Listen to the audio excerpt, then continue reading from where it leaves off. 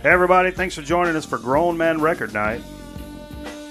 Special guest in the studio this evening, Mr. James Hilton of 5L's fame, Koozie fame, Stereo Doll fame, Las Vegas fame, Stuck Without a Voice, Ghetto Sled, Wilted Blooming, Fanny Pack Theory.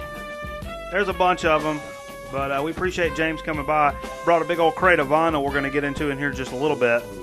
But when we come on and just say what's up, we're jamming some Cannonball Adderley Quintet here. This is the album Pyramid. Actually, it reminded me of Ghetto Sled, joint that James played in for quite a while. And so I thought about playing that. We've been playing most of the stuff out of his stack, and we're just going to kind of rifle through some of the stuff. And, there's a lot to get through. So we're going to try to get through it all. Bucket! And, so, we spent a good deal of our time playing in the 5Ls over the years and had a lot of crazy things happen to us. We had a band member pass away, old Bo Richards, man. He's no longer with us. He died from doing things the wrong way. He passed away passing. He passed. So Bo passed. And, we had a lot of stories. He was doing the right things the wrong way. And so, I don't know. What's a 5L's memory that jumps out into you? I know we played for a long time. What's one that kind of jumps out to you? Well, there's multiple ones that jump out at me, and most of them involve fecal matter. That's actually the one I was thinking of. Well, there's two very special ones. First, since you mentioned Bo Richards, I think we were driving through Alabama somewhere. That's the one I'm thinking about. Chinese buffet next to the hotel. When we were on tour, because we were touring. Daggy booking. We're a big deal. We're a big deal. We're a big deal if you didn't know. But we stopped at some random Chinese buffet in Alabama. I don't even know what town in Alabama. It was a very sketchy restaurant. But Bo Richards insisted that we stop there and eat, so we did. It was probably the worst Chinese food I've ever had in my life, and we all ate tons of it. And about 20 minutes down the road, there's nothing but a road and trees. And Bo's sitting back there farting and laughing, as he did quite frequently.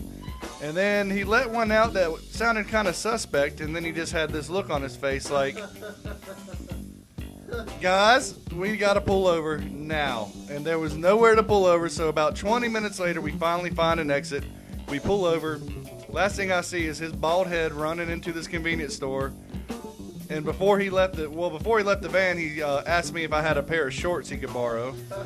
So I unwillingly gave him a pair of my shorts. He ran into the bathroom in this convenience store. About 10 minutes later, comes running out, laughing hysterically, and he just told us that he left his drawers full of his matter sitting on top of the toilet, and he was wearing my shorts. Second fecal story for you guys this evening was Tim Westmoreland. I hope you're tuning in. Good buddy of ours, old former singer in the 5Ls. We were playing in Myrtle Beach, and he had to use the bathroom very badly, and the bathrooms in the club we were playing at the time, I think it was the Fat Joint. That was a Fat Joint. Were not very, not up to standards to sit down and do your business in. So he thought it would be a better idea to go out to the alleyway and take a crap out there behind a dumpster. I mean, who wouldn't think that's a bad idea? I mean, that's what you do, right? I mean, I do it twice a week at least. On Tuesday.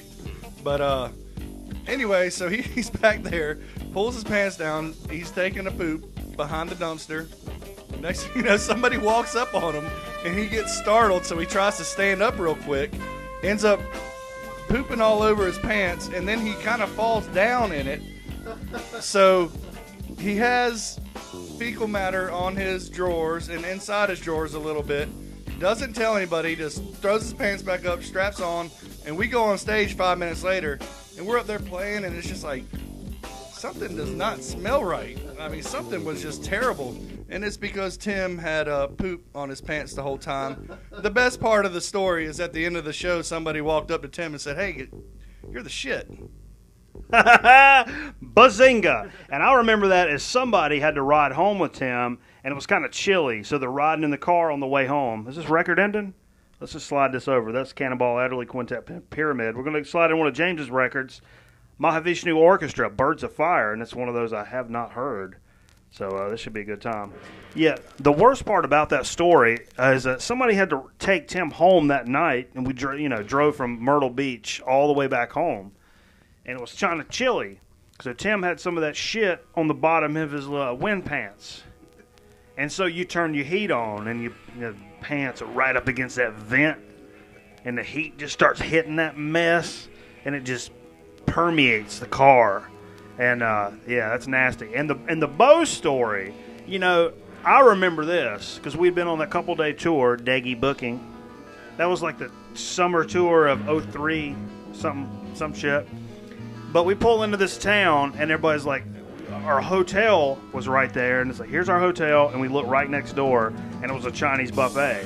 And at first we're all like, oh man, Chinese buffet right next to the hotel. That's awesome. And that was awesome until we drank all night and played music, and it got up the next day, and I was like, no, I don't want to do that. And y'all were like, oh, we're gonna hit the buffet. I'm like, no, man, I need caffeine, and I'm gonna get on the road. So I stopped at a convenience store, got some coffee or some Stackers or something, got on the road with my ex-girlfriend. So we're headed on down the road, and we're 30 minutes probably away from y'all, maybe an hour. And I think you called me. It's like, oh, we're gonna be late. We had to pull over. Bo shit his pants.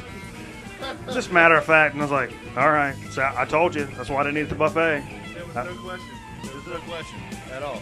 I knew that was going to happen. Standard procedure. I knew that was going to happen. So anyhow, some good times. We had some good times on the road, and music will do that to you. Spicy pickles. Spicy pickles. I dumped some of that in my car too. That's a good road story. So anyhow, we're gonna get a little back to this Mahavishnu Orchestra. We're gonna come back with some more stories, and we're gonna talk about some records on Dig of the Week. Got some good Chip Chat stuff. James brought some stuff over for Chip Chat. That's gonna clean out my nasal passages. That's what I do. I've had this stuff before, and it's moo, moo. It's some of the hotter stuff I've ever had. So we're gonna experiment with that on Chip Chat, and that's what we like to do. We experiment with men and spearmint. I like it. It was minty, but not minty. But fresh. But fresh. Not clean. But fresh. But not clean. But not clean. But fresh. But fresh, but not clean. But not clean. Let's go before they put us in gay prison. So anyhow, thanks for hanging out with us on Grown Man Record Night. We appreciate James chilling with us, and we're going to come back with a little something different here in a little while. We're going to kick it on with this Mahavishnu Orchestra and keep going. James is filling my beard here on Grown Man Record Night.